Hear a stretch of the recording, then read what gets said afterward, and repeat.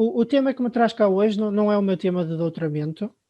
É um tema que eu estou a trabalhar paralelamente porque complementa o meu tema de doutoramento, e que se trata do Registro Civil de Súbditos Não Católicos do Porto, entre 1878 e 1911.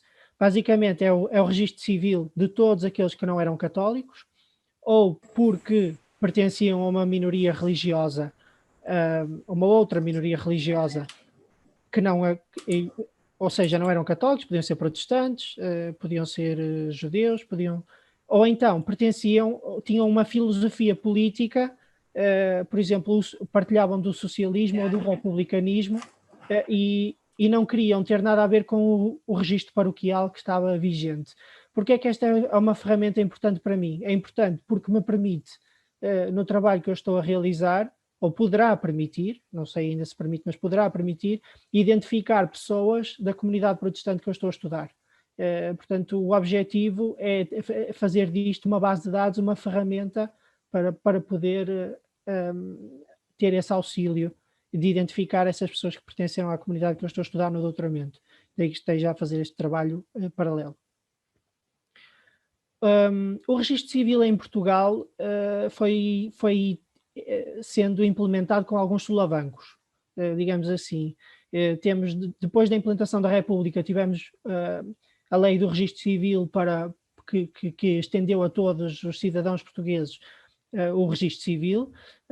Em 1878, e é esse o objeto desta comunicação, o registro era apenas feito para cidadãos não católicos. Os cidadãos católicos continuaram a registar-se nas paróquias, porque era entendido que o registro de paróquia era o registro civil, visto que até o padre funcionava como um funcionário do Estado, muitas vezes tomava conta da junta de paróquia, as chamadas freguesias, que hoje conhecemos como freguesias, daí que tenha sido, foi um primeiro passo para se estender a todos os cidadãos o registro civil. Este decreto de 1832 é a primeira vez em que um regulamento civil menciona a necessidade de registar civilmente nascimentos, casamentos e óbitos de cidadãos portugueses. Só que isto foi só de pouca dura. Isto durou apenas uns anos. Em alguns concelhos nós conseguimos encontrar estes livros. Eu vou mostrar já um exemplo.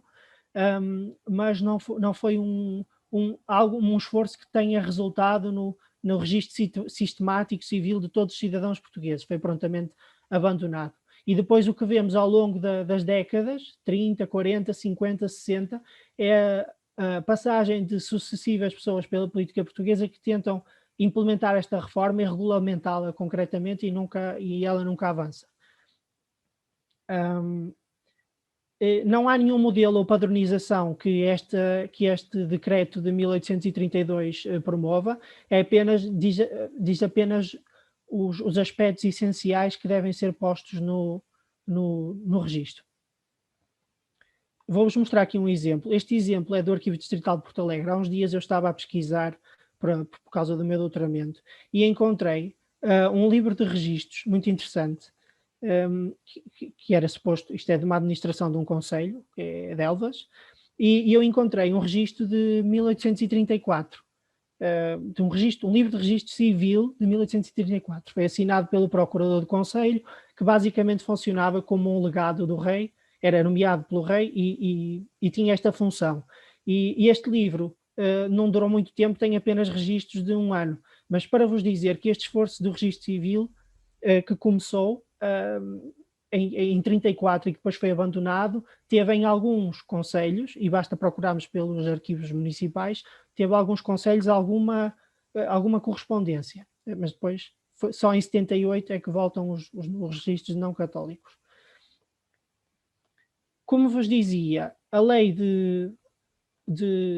do registro que obriga ou implementa o registro civil de não católicos é de 29 de novembro de 1878 e é da responsabilidade desse senhor que vem aí, Tomás Ribeiro, e é tanto mais interessante porque Tomás Ribeiro só esteve no cargo durante um mês, mas foi o suficiente para ele fazer a reforma que tinha que ser necessária. Ele foi ministro dos Negócios Eclesiásticos e da Justiça e durante esse mês como ministro interino, estava em substituição, ele implementou e dá esse primeiro passo para que depois o registro civil fosse implementado a todos os cidadãos, se bem que ainda fosse demorar bastante tempo. Mas ele, na letra da lei, e quando se lerem o decreto, ele pretende mesmo que isto seja um passo para que todos os cidadãos portugueses tenham acesso ao registro civil. O que é que ele diz sobre os não católicos? Diz que são poucos e que residem quase todos ou quase todos nas grandes cidades. E entendemos aqui como grandes cidades, pelo menos eu entendo assim, como o litoral. E vai um bocadinho de encontro àquilo que a doutora Rita estava a falar há pouco, sobre isto é, se cruzarmos as malhas, uma por cima da outra, de implantação de primeiras realidades, quer do protestantismo e até de outros fenómenos políticos, vemos que eles tiveram mais impacto no litoral, não quer dizer que exclua fenómenos no interior, mas é um dado indicativo. O que é que este decreto consagra? Consagra que o registro civil é feito por um administrador, pelo administrador do concelho ou do bairro a que a pessoa pertença, para além dos nascimentos, dos casamentos e dos óbitos. Há um novo que surge, que é os reconhecimentos e legitimações de filhos, que passam a ter que ser obrigatoriamente feitos ao abrigo deste decreto para os não católicos. E este decreto tem uma especificidade, é que ele consagra um modelo específico para cada tipo de registro. Portanto, é padronizado e é igual. E se vocês forem percorrerem todos os municípios em que existem estes livros, o padrão, com algumas exceções, às vezes depende da pessoa que escreve, mas o padrão está quase sempre cumprido. E todos eram feitos em duplicado. Portanto, não há cá incêndios que tenham feito perder a documentação. Se ela não estiver na conservatória, ela está no arquivo municipal. Num dos sítios há de estar, esperemos. Eu coloquei aqui este recorte de jornal porque é um recorte interessante. Fala de uma pessoa que se chamava Henrique Ribeiro e que era o irmão de Tomás Ribeiro, do ministro. Este recorte é de 1875, é de cerca de 3 anos antes de Tomás Ribeiro tomar posse como ministro, e fala diz que o seu irmão, 3 anos antes, tinha adotado o protestantismo, era sacerdote, e tinha-se convertido e tinha abraçado o protestantismo, tendo acabado por casar. O que é interessante aqui? Não é tanto dizer que houve uma influência protestante na adoção da lei, isto é, taxativamente isso não pode ser dito, mas podemos dizer outra coisa, que é no círculo de pessoas em que Tomás Ribeiro, o ministro, se movimentava, ele estava rodeado por um conjunto de pessoas que podiam não ter, ou tendo uma crença não católica, podiam ter auxiliado à sua vontade de resolver este assunto. Tanto mais que ele só esteve um mês no governo, como eu disse há pouco, e esta foi uma das medidas que ele tomou imediatamente. Terá havido essa influência? Não terá havido? Tanto mais, não temos a certeza, mas é um dado interessante. Isto é um recorte do Comércio Domingo e também está disponível na Casa Sarmento, que faz um ótimo trabalho de disponibilização dos periódicos. O registro de súbditos não católicos do Porto tem, que eu saiba, este tipo de registro não tem nenhum estudo em série já feito. Portanto, daí que seja, a meu ver, uma novidade e necessidade historiográfica fazer este tipo de estudo. Mas que eu saiba não existe para esta série de documentação. Para se estudar a totalidade de registros de não católicos do que hoje conhecemos como o Conselho do Porto, temos que ter em conta que a divisão administrativa em vigor em 1878 não é a mesma que hoje. O Porto estava dividido em 2 bairros, tinha uma administração dividida em 2 bairros, o bairro Oriental do Porto e o bairro Ocidental, composto por essas freguesias que vêm aí. Portanto, quando procurarem pessoas, estiverem à procura de cidadãos não católicos, por exemplo, de Bonfim, de Campanhã, Santo Ildefonso, Paranhos ou Sé, ou essas freguesias, têm que procurar no fundo da administração do bairro Oriental. Quando estiverem à procura de pessoas que tivessem morado, por exemplo, em Setúbal, Foz do Douro, Lordelo do Ouro, têm que procurar no fundo da administração do bairro Ocidental do Porto. Como vos disse, estes registros foram feitos em duplicado. Para o Porto, eles estão em 2 sítios. Eles estão no Arquivo Distrital do Porto, cada um deles tem um fundo da administração do bairro Oriental e do bairro Ocidental, cada uma delas tem o seu fundo com os registros todos, nascimentos, casamentos, óbitos e perfilhações. E eles existem também no Arquivo Histórico Municipal do Porto, com uma vantagem: as digitalizações são de melhor qualidade, e a outra vantagem é que o livro foi separado por processos, de modo que os nomes de cada uma das pessoas, tanto do assentado como dos seus pais, são automaticamente, podem ser pesquisados, o que facilita, se alguém andar à procura de algum nome, facilita logo, não precisam de estar a ler todas as digitalizações. Isto no futuro o que se pretende é, com a base de dados, eliminar esta necessidade de pesquisar isto, sendo que a base de dados é muito mais abrangente. Como podem ver, está aqui um dos fundos, este tem 16 livros e o do bairro Ocidental tem 8. Aqui é no Arquivo Distrital do Porto. E aqui é no Arquivo Histórico Municipal a mesma documentação, se bem que o fundo é maior porque incorporou outra documentação da administração do bairro, mas tem a documentação que nós queremos, que é a documentação dos registros de nascimentos, casamentos, óbitos e perfilhações. Como é que eu estou a analisar estas fontes? Porque isto é um trabalho que está em curso e eu pretendo concluí-lo tendo em conta as minhas limitações de tempo, porque estou a fazer doutoramento, isso é, digamos, o meu objetivo principal, mas eu preciso mesmo de fazer isto para identificar pessoas. Portanto, o que é que eu fiz? Iniciei a leitura do registro de nascimentos do bairro Oriental, são muitos mais, eu preferi começar por aí. Criei uma ficha de Excel que já vos vou mostrar, em que cada assento tem um conjunto de campos que eu retiro e que seguem o modelo do decreto de 1878, e eu tiro esses campos para cada assento, e vou fazer isso para os mesmos registros do bairro Ocidental, assim que os do bairro Oriental estejam prontos. Os campos criados têm em consideração a possível elaboração de elementos cartográficos, isto é, para cada assentado,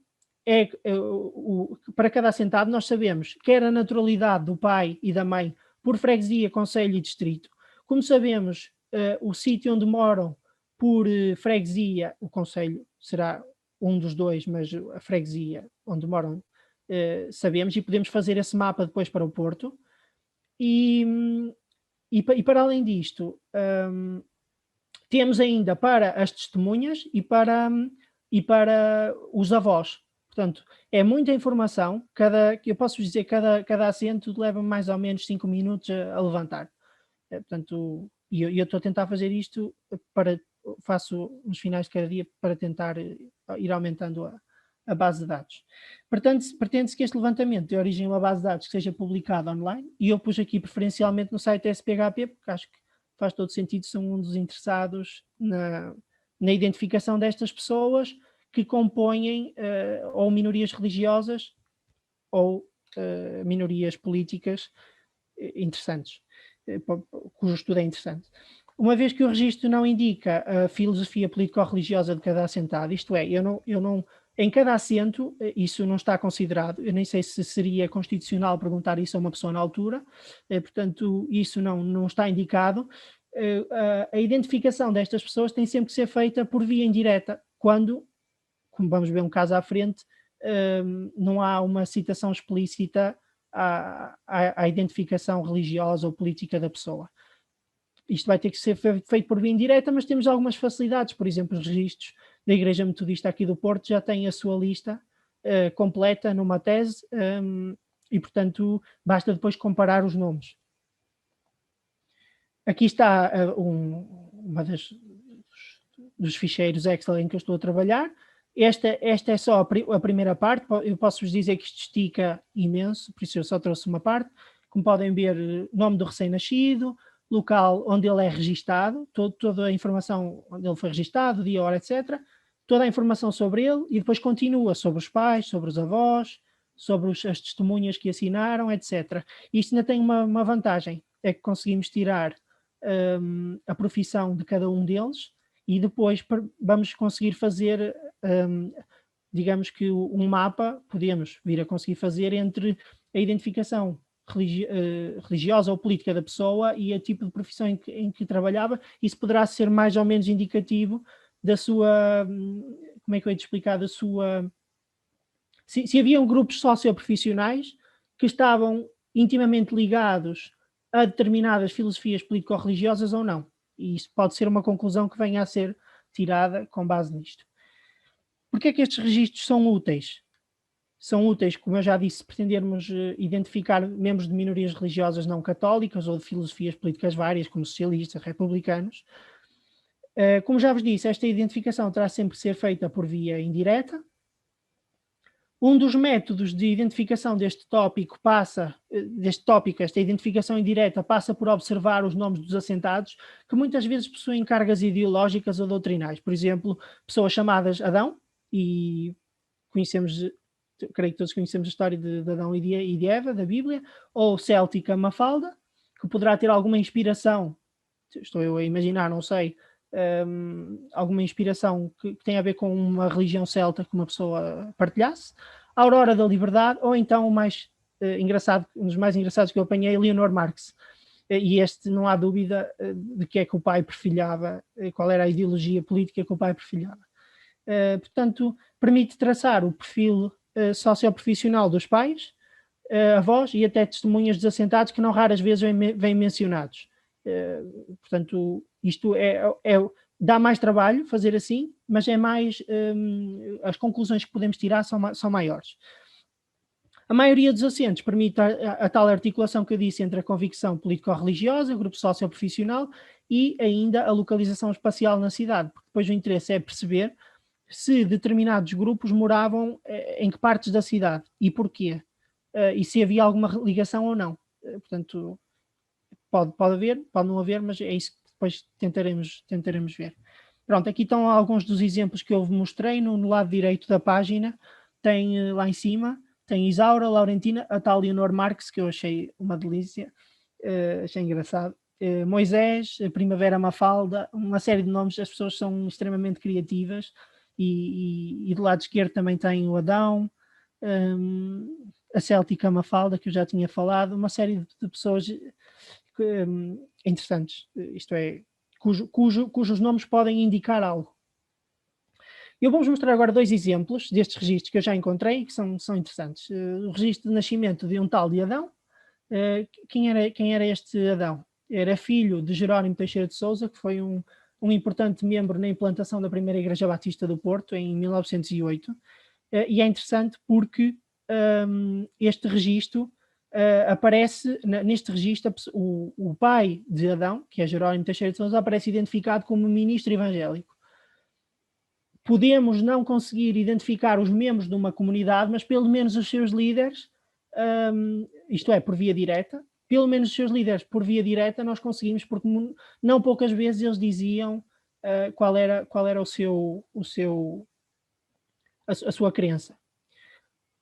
Temos ainda um registro de óbito que eu também considerei interessante, que é de Albina, de uma das filhas de Manuel José Martins. Manuel José Martins pertenceu a um trio de primos muito famoso no Porto. Mas quem estuda a história do Porto são três pessoas interessantes. Ele teve um papel no início da Associação dos Trabalhadores do Porto e no movimento operário portuense, e ele surge num destes registros de não católicos. E surge também o tio desta criança, que era um ainda mais famoso que o primeiro, que era José Martins Gonçalves Viana, e que foi membro, entre outras coisas, do Círculo Operário Católico do Porto, e que surge também, cujo nome surge no final do registro como tendo sido uma testemunha num óbito da sobrinha. Tudo isto para dizer que há uma capacidade de nós conseguirmos reconstruir, e eu vou-vos mostrar aqui as imagens. Portanto, aqui, olha, esta é a tal do ministro evangélico, é uma delas, e esta aqui, que não tem imagem, mas tem a descrição, a imagem está no Arquivo Distrital do Porto, porque nem todos os registros estão digitalizados, é o tal assento da tal filha deste importante membro do movimento operário, que depois acabaria por deixar o movimento operário, mas isso agora para aqui não interessa. Conclusões, e para cumprir o meu tempo escrupulosamente. Os registros de nascimento, casamento e óbito e perfilhações do Porto totalizam 24 livros. No bairro Oriental são 16 e no bairro Ocidental são 8. Portanto, são 24, mas os que eu estou a analisar agora são apenas os de nascimento. Portanto, os de nascimento são 5 para o bairro Oriental e para o bairro Ocidental são 3. Pode parecer muito, mas não é, porque a maioria deles tem 30 registros, mais ou menos, e fazem-se de... vão-se fazendo. Portanto, um deles eu já concluí, um dos livros, que acaba em 98, do bairro Oriental, e assim que concluir os 4 que faltam, passarei aos outros 3 do bairro Ocidental. Por isso, eu projeto que o processo de recolha das informações dos assentos dos livros, a continuar ao ritmo que eu estou a fazer depois do doutoramento que vem em primeiro, esteja concluído lá para junho, e portanto eu nessa altura pretendo publicar a base de dados e um artigo que faça algum uso destas informações que eu estou a recolher. Portanto, e sendo assim, passei 1 minuto do meu tempo e está concluída a apresentação, e agora creio que são as perguntas duplas, se as houver.